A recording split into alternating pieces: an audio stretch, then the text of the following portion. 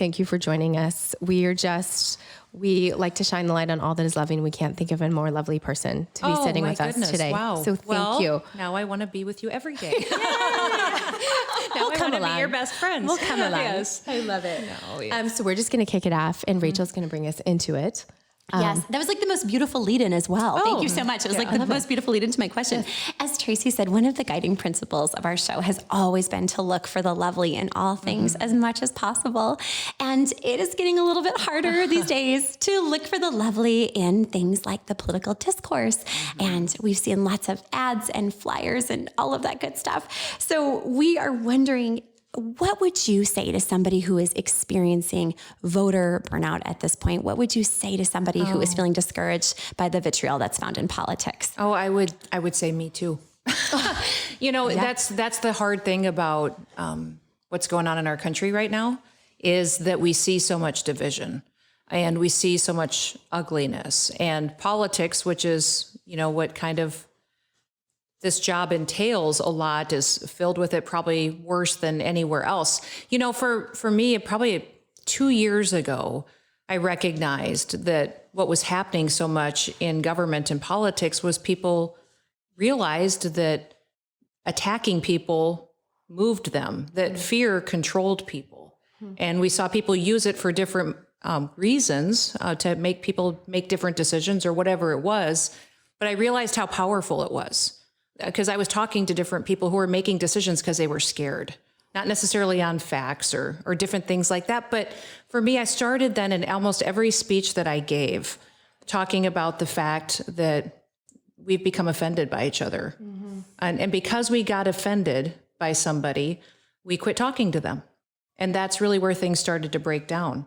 When you don't have conversations with people, you don't understand them, you don't, hear their perspective, and nobody feels like they're being listened to anymore. So I almost every chance I get to talk to a group of people, I tell them, we need to get over ourselves, and we need to go start having conversations with people we quit talking to, and start with listening. My family, my loved ones are filled with people that are Republicans and Democrats and Libertarians, and some of my family doesn't vote for me, but I still love them. We still have relationships. They still send me text messages that says, love you so much, thinking about you, know you're working hard and proud of you. That's really the way it should be. We shouldn't agree with each other on every single subject. That's not what America's about. The wonderful thing about what we do is that this is a special place where people can have those opinions and not have to blow each other up just to talk about them. Right. Wow. What a tremendous answer. And Kristi, you made history when you became the first woman governor of South Dakota. And we've heard why you made that choice. And there was a quote that you said you learned from your dad as, we don't complain, we fix things. No. And we know you ran because of that. And you continue to run because of that. But could you tell us something specific and an encouragement for women that are looking at something that they think this has never been done before? Yeah. What are some things that made you take that leap into run? Number one, for anybody out there who's a parent or an adult, what that lesson would teach you about my dad is that remember that your words affect people. I remember, and we all as women probably remember one phrase somebody said to us that changed how we thought about ourselves or changed our perspective on an issue. So, I tell folks all the time, your words have consequences. What you speak over people impacts them and changes them. When my dad said that to us, of course, there was days I rolled my eyes and said, why do we always have to be the ones fixing stuff? Can we just go on vacation once? That was one of the things that he liked to do, is just work. But, I would say that for women in particular, I've always spent my life kind of in a man's world. And when I first decided that I was maybe going to come home and run for governor because I wanted to be here with my kids, and I believed that governors are CEOs. They make decisions every day that impact families. In Congress, you can vote on things and make policy, but literally governors get up every day and decide stuff. And, we polled South Dakota to find out, if I would have a chance at winning if I was going to run, and overwhelmingly South Dakota wasn't ready for a woman governor. It showed up in the polling that because I was a woman, that people weren't going to vote for me. So, Brian and I made a decision. We talked and only had a couple hours to decided to run anyways. We just decided, that, if we lose, we lose and I'm home with the family more and I find something to fill my time here in the state, but that it was important to talk about the fact we needed stronger families here. We needed to grow our economy. We needed new opportunities, and we decided to run anyways. But, for women, I think a lot of times women are so busy that taking more and more risks to do something that nobody's ever seen before just seems like too big of a hurdle. And sorry if I'm talking too long, but there's one book that I just changed that really defined how I felt like I saw what we as women have been taught our whole lives is that book. I don't know if you've heard of it. It's called Wolfpack, but it's written by Abby Wambach. But she was on the U.S. Olympic, soccer team. Amazing player, amazing athlete. And her and I probably don't agree on much in politics, but this book just changed my life because I thought about that first chapter that she wrote where she talked about from the time we're little girls, the way that we're raised, we kind of gather perceptions of who we are or what we should be. She used the fact that we even tell our children fairy tales and stories to put them to bed at night. And she used the example of Little Red Riding Hood. The fact that even in that little story, we tell our children that the message to Little Red Riding Hood was if you stay on the trail and don't get off the trail and take a risk, then you'll be safe and you'll make it there safely. But if you get off the trail and don't follow or obey, that's where the wolf is and that's where the danger is. And really the message of that is stay on the trail, don't take a risk. And at the end of that chapter, Abby wrote, she said, I just wish every little girl would know that they were never Little Miss Riding Hood. They were always the wolf. And that, and for me, I just, I put that on our wall. It still gives me. We are the wolf. We're the wolf. Yeah. And I just remember I read that and I just thought, that's exactly it. Because from the time you're little, I was always too opinionated. I was always wanting to do the stuff the boys wanted to do. I always was probably aggressive and competitive. And I remember people saying, oh my goodness, this little girl, I didn't like to put dresses on. I didn't like to wear makeup or comb my hair. And I just remember thinking, oh, life would be easier if I was a boy. But I realize now that, it's wonderful to teach our little girls to be girls, and it's wonderful and do all that too, but also teach them to have the confidence to take a risk, to go out and do something new, because that is something that we need to see. And for us, we need women and men at the table having conversations on policy and what our world looks like. Those perspectives all give us better decisions and better plans going forward. Absolutely. My soul is thrilling at this response. I just want to go get a tattoo of a wolf. I know. Well, and a lot of times it talks in that book, she just talks about the fact that we need a wolf pack, right? So many times we as women get competitive with each other. Yes. And we should have each other's backs. Absolutely. Because I think in most of my careers, I've been definitely in very much the minority of the women in the room.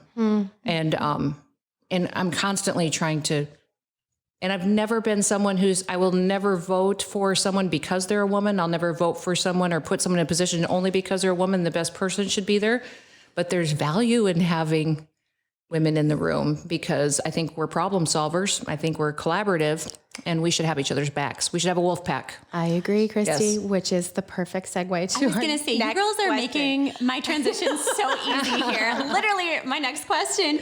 We have seen and been so fortunate to experience the power of women coming together, whether it's in our friendships or our professional spheres. So could you please share with us a time or two that women have come alongside of you, and then opportunities that you have had to come alongside and champion other women? Oh gosh, absolutely. Well, there's number one, it was my mom. Your mom is a huge influence in your life. I talk a lot about my dad, but my mom was the one who sat me down at probably 13 years old at the kitchen table. And at that time I was a chubby little girl who thought she didn't have any gifts or talents, had no value to offer the world. And in fact, my mom would tell you she was worried about me. She thought I might even be suicidal because I just thought I was worthless. And I remember she sat me down at the table and read to me a scripture verse from Deuteronomy 28, but it just talked about how God saw me. That God saw me as the head and not the tail. He saw me above and not beneath. And that it didn't matter how I thought about myself because that was how God saw me and that I had a purpose and that I was going to do something. And the funny thing is that I completely bought it. She said, like, overnight, you were a different kid. So it's just a mom's tender heart that, to come in. And even on the days that my dad pushed me all the time, it's your mom who keeps you alive. Don't you kind of feel like that's your mom who comforts you when you need it, takes care of you when you're sick? Absolutely. I called her right before this interview. did She you? said, So I'm did praying I. for you. Yes, we called our moms. So funny. Yes. I love our moms. Yeah. So I've got some incredible friends I've had since elementary school that are always there. I think the surprise that I've had is one gal that I went when I decided to run for Congress. People had been trying to talk me into it for 2 years. And finally, Brian and I just decided, let's just run. And if we lose again, it'll be fine. Maybe they'll leave us alone. But I went and talked to this lady named Beth that people told me, she would be influential if she would ever help you. And Beth got into a pickup with me when I told her, I said, I can't pay you any money. I don't have any money, but I need somebody to travel with me. And, would you ever consider doing that? And I hadn't. She knew my mom a little bit, but I didn't know her that well. She quit her job and left her kids and her husband, got in the pickup with me for several months. And she's been with me ever since. And there's something about women, and God's given me a few special women's in state government too that help me. But that's what I think. People are gifts. When God sends you a woman to walk alongside you and know how you feel and know you not only need to have your policy papers in front of you and have all the information, but you also might need somebody to run downstairs and get your makeup. Yep. Or, be willing to carry a brush in your back pocket because you don't want to look like a crazy lady. That's pretty special. I have started asking women to run for positions a lot and to appoint them to boards and commissions. The majority of my cabinet is women. I feel like many times women have to be asked. Men are amazing. They wake up with this amazing confidence in the morning, like, I can do anything. And they're just the best person in the world. If you ask them, who's the best person to do this? I would be great. But women tend to need to be asked. We always think, well, I'm not sure I could do that job. And so I tend to ask women over and over if they will do it, knowing they're the best person for the job. They maybe just don't know it. So we started a little bit of our own little wolf pack of women who, if there's members of Congress, I've probably got 5 or 6 members of Congress that new ones that have come in since I've even left, that I just said, if you ever need anything or advice, or call me. And they're amazing, strong women in different states. There's a group of women legislators here that we've got some leadership things that we do together. And I encourage them to run for positions and be committee chairman or to bring bills. And so I think it's important that we do that because we don't always recognize our own gifts and talents. Sometimes we as women can see it in each other first. That is a tremendous answer and so true. We see that in our own lives. Rachel will see something in me that I would never have thought that existed. And same. And calls just so forth thankful. that. Yes. And it's, again, we talk about this a lot in our show, but just that sort of abundance mentality and just the generosity of spirit and how beautiful that is when that thrives in relationships. Yes. Right. Also, is there a hashtag wolfpack that exists on the internet? There is. I've been trying to, I don't know, what do they call it? Trademark it or something somehow, or figure out a way to do it. So, no, when I come up with it, I'll figure it out. I know that Abby's got a pretty good corner on that title right now. So we'll see what happens. Ian, we're going to need your help with that. Let us know. Yeah. I love it. Okay. We talked about this a little bit, Kristi, but just being the first woman governor in South Dakota, what have been some of your greatest challenges that you've had to face? And then on the flip side of that, some of your greatest accomplishments in your own heart? In my own heart? Yes. At times it's a lonely job. It literally comes down to, I have an incredible executive team and staff and people that advise me, but it comes down to me deciding. And I'm always a little bit, just surprised, even the biggest issues down to the smallest ones on if we're going to buy a new bulldozer for the wildland fire crew out in the Black Hills. Governor, do you want to do that too? Governor, do you want to mandate and close down every single business in the state of South Dakota? That's how wide ranging they are. So I would say we've had so many challenges as a state as far as soon as I was sworn in, we got hit by the bomb cyclone. If people remember, 63 of our 66 counties were declared federal disaster areas. I felt like all of 2019, all I did was flooding and patching people back together in their homes and communities. And then we thought for sure 2020 would be better. And then, we had the pandemic, and then we've had the derecho that went through, and another 26 counties were declared disaster areas. So we've had challenges as a state. I think what's remarkable is those weren't my hardest things. My hardest things would be probably just maybe a little bit the isolation of it, a little bit of the negativity. Most people don't know I'm an introvert, so I love people and I love being with people. But like even now sitting with you, I'm sweaty because I'm nervous, and then that's when you're someone who probably thought they were going to grow up driving tractors, doing interviews all the time and giving speeches is something that you don't ever quite get used to. And you still want to do good, and you want people to see your heart, and you want people to understand why you're doing it. So, that's what I think is probably the most challenging. Is it's not in my nature to want to stand up in front of the room and be the show. My nature would be to sit there and listen. But I also realize I think I'm supposed to do this. This is something I very much feel a responsibility I'm supposed to do at this point in time. So the most wonderful things, people. I have friends in every single town that I never would have known. Brian and I talk about it all the time. We would have never met that person if we hadn't been doing what we're doing.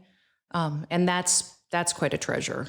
And it's not the big deals. Can't remember anybody I was super excited to meet. Maybe I'd be really excited to meet maybe George Strait someday or John Bon Jovi, maybe one of those two, but I've never met either of those two. But it's the, I wish we could help with that. I know. Ian? Yeah, work on that one. Somebody sent me a video one time of George Strait who was saying, "Good job, Kristi." And I was like, George Strait knows my name. Wow. So, but it's the,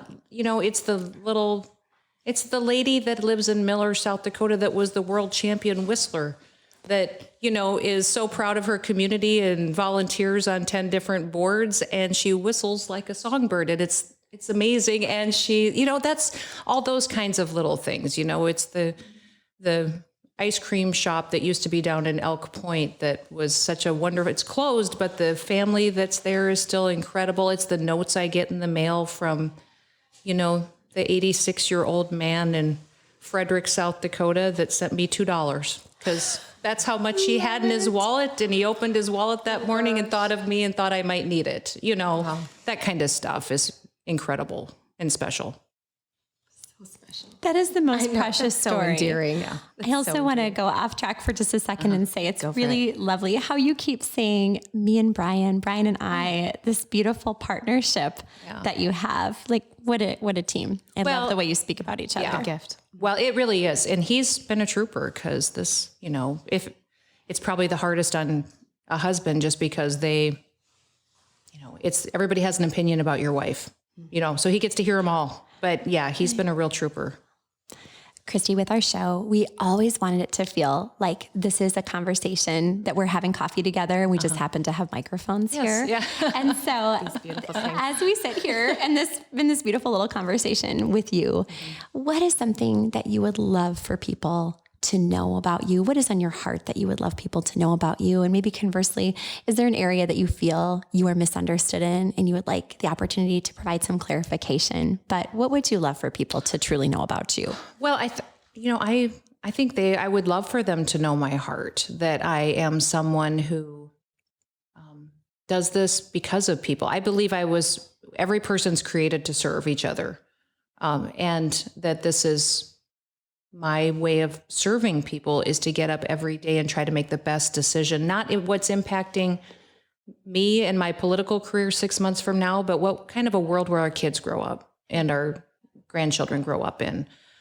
I hope that they know how much I agonize over doing the right thing and really what my job is and what my job isn't. I don't want to break the job of governor, and I don't want to disrespect or be the governor that causes people not to respect a governor in the future. My heart is really for what South Dakota I know it is and needs to be protected and can be. So they probably should know that all the criticism, I take it in. And, I was taught from the time I was little to be teachable, to learn something from even your greatest critic. And so everything somebody says to me impacts me, and I try to learn from it. I never think that I know everything. I think people assume because you stand up and you're in government and politics, you're making decisions and you think you're right all the time. I never think I'm right all the time. I put tons and tons of hours into studying and getting all the information before I ever make a decision. And I'm usually confident in that decision. I am a decision maker. I remember very few times that I can think of that I feel like I made a different choice than I should have. So I do put the work in. I just hope they know how much it really is something that's important to me because of what I think the state is and what I think is special about this country. Fantastic. And do you want to say, Kristi, just something that you feel like is so misunderstood about you? Well, I think everybody everybody has this perception of what they read in the press. Yes. Don't you think that they all probably read the headlines and think it's true? And what they don't know is that people have attacked me for their agendas as well. That's not who I am. In fact, there's people that have been moved to this state specifically to attack me as reporters, but that's not who I am. And I've tried to be, I believe I've been the most transparent, open elected official we've ever had. My whole family's been out on social media. We share our heart. We do more interviews and talk to more people, give more speaking engagements than anyone, trying to make sure that that's clear. But this is an environment where I know that it appears when you watch the press that I'm not someone who has a heart or loves people. And it'd be good for people to know that I grew up dreaming to be a mom. And the best thing in my life is I'm grandma now, which I used to get annoyed by grandparents who used to say that, but it really is kind of, it's undescribable. But I would say that also I went to school to be a teacher. You know, I love kids. I wanted to, spend my life doing something very different, but I think that we're all created to serve, and that if we all would just remember to love each other and to have that perspective, even though we may disagree on something, we probably still agree on 80 to 90% of them. And I wish people knew how many of my good friends don't agree with me on politics at all, but we still love each other. And that's really what, there's one story I'll tell you quick. I know we're running out of time. Okay. But I remember standing in Congress during a State of the Union speech when President Obama was in office. And I was standing there and I didn't want to go to that speech because I was upset with him on some of his policies. And I stood on the back of the House floor, but I knew I had to because people would talk about the fact if I didn't respect the president enough to go to his big speech to Congress. I stood on the back of the House floor because I didn't even want to sit down. And he started to say some things that I felt were lies. And I remember standing back there watching this speech with my arms crossed, pacing and praying, started to pray, God, I help him forget his words. help him to mess up. Help that when people hear his words, that you change them into something that's actually the truth. And I remember praying like that our president would mess up his speech. And then I immediately, like within a minute, felt extreme conviction. And I just remember it was like immediately I felt like God was saying, you are being so disobedient right now. I called you to pray for our leaders. I called you to, not to pray against them. And I was immediately like hit with this brick wall of, you're the one who's being disobedient here. So, and I remembered that, if we all want things to change, how you change things in your life that you don't like is through people's hearts. Their heart could change overnight and change everything that they think or they feel. So it's more important that we do what we believe we're supposed to do by loving people first and being obedient to what we think our purpose is. I think that's so powerful. And I think we have a wide range of listeners that hopefully will be listening to this, Kristi. And one thing I'm just getting, and that I know Rachel and I feel, is it's such a sacrifice to step in to a public service role. And we're just so grateful for people like you that are willing to be courageous and to do it. And whether or not we all agree on every single aspect of politics, which is impossible, I think, we're just really thankful that you said yes to the call. Well, thank you for that. But, there's, no matter if people serve whatever political party they're in, right. they do make sacrifices for you. So even if Everybody you, does. That's right. one of the people who gave me the most opportunities to be in this role was Tom Daschle. Appointed me to the first board to oversee farm programs in the state, invited me to his leadership camps. And, Republicans for a long time didn't want to support me because they're like, you've talked to Tom Daschle? Well, yes, we did. He gave me opportunities, and saw, and so we can do that. This is a little silly what we've done in making it so polarizing. People have done it because they've seen results in the next election, and I try to be factual in everything I say in campaigns. I want people to have information, know the difference between me and my opponent. They need to be informed. You'll see us reference votes and backgrounds and use actual words they've said. But that is important, that we also are out there talking about what we want to do, what our vision is, and that we're happy to serve. But gosh, this job is nothing compared to so many other jobs that are so much harder. I mean, I cross people paths every day that serve in the military. They're gone for a year. Police officers that make incredible sacrifices. Moms who work correctional officer jobs all night long so they can be with their kids during the day. Parents who have kids dying of cancer that, are just struggling. So we don't know what hard is. This is wonderful and lovely. It's lovely. And lovely. Isn't it lovely? Isn't it lovely? That's so good. Yeah. We're going to do this last segment really quick. Do you think we can do it? I think we have to. Let's I think we do must. it. Kristi, we end every show episode with every episode, every show episode, which is saying something that we're loving. So I'm going to get up to you, Rachel. Oh, what are you loving this week? Oh my goodness. Kristi go last. Yeah. Oh my gosh. How exciting. We want to end with her. Something that is what? Something that you're loving. Oh. So it could be anything, Kristi. Okay. A book, a quote, a person. Okay. You are not going to want to know what the first thought was. We do want to know. Like frosting. We went and had lunch today, and this lady had the most amazing piece of birthday cake on her plate that had frosting. And I'm a big, I love that. People in my life know that if I'm having a rough day, they just bring me a tub of frosting. So sorry, that's what I thought of. But you talk. Best answer. Yeah, Rachel, you talk, and then I will think of something much more monumental before you get to me. We're gonna just Kristi, camp on frosting. We've talked about lipstick an inordinate amount of times on this show. So this is great. Maybe we ask where the frosting was from. Where was this cake served? Do you recall? Well, it was in Madison today. I had a town hall there, and they had brought in their own birthday cake that somebody had made, and she was 80 years old, and they were having fun, and they were amazing, but they didn't share their cake. Which is why I can't stop thinking about it. Yes, I'll find cake before I go to bed tonight. I love it. Yes, you deserve it. You deserve the cake. It's maybe the most endearing answer that we've ever had on this show. We're just going to put the word frosting. No link. Just frosting. No link, frosting. Just frosting.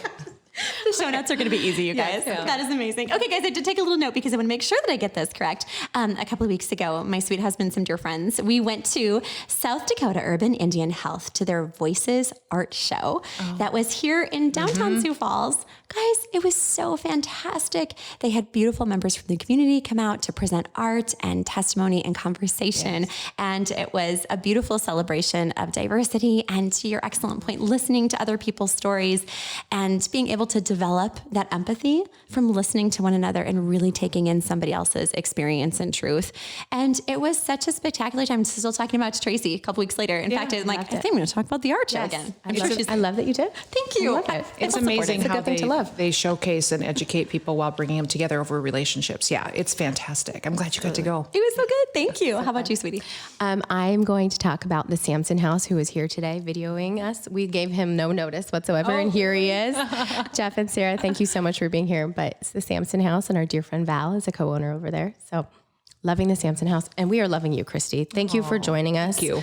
This is such a special time, and we're just so grateful. It's been wonderful. Love you guys too. Thank you for letting me have an opportunity. Absolutely. Thank you so much for joining us for today's episode of Isn't It Lovely? If you love what you hear, please rate, review, and subscribe by clicking on our show in your favorite podcast app and following the prompts. You can download all of our episodes on Spotify, iTunes, SoundCloud, and Google Podcasts. You can also find all of our episodes on our website at www.isitnotlovely.com. And we are also on Instagram, and our handle is Is It Not Lovely Podcast. Keep looking for the lovely in all things. Thanks for listening.